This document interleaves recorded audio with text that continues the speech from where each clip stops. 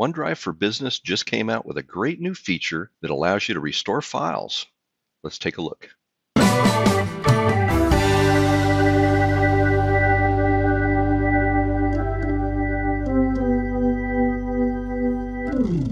You may already be aware that in OneDrive for Business, you can click on an individual file and go to the version history and restore that file back to a previous date that you've made changes.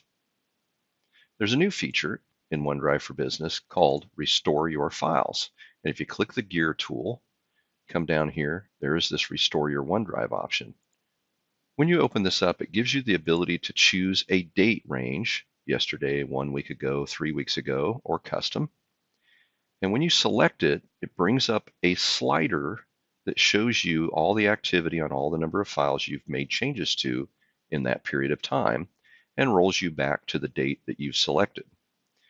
You can also see the files that have been edited during that timeline, and you can turn on and off the different ones that you want to restore based on the date range. Once you've selected the date, you click Restore.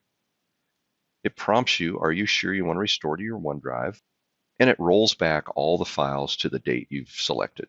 This is useful for two situations. One, if you've made major changes to a number of files, you don't necessarily know which ones, but you just want to roll back to a different period in time.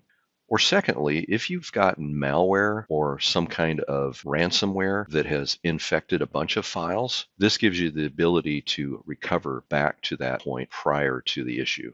Every time you edit a file, OneDrive for Business records that separate version so you can restore back any changes that you've made from any point in time. It's a great new feature. Check it out. Hey, if you want to see more videos like this one, please subscribe. And if you've enjoyed this video, be sure to click the thumbs up and leave a comment. I really do appreciate your support.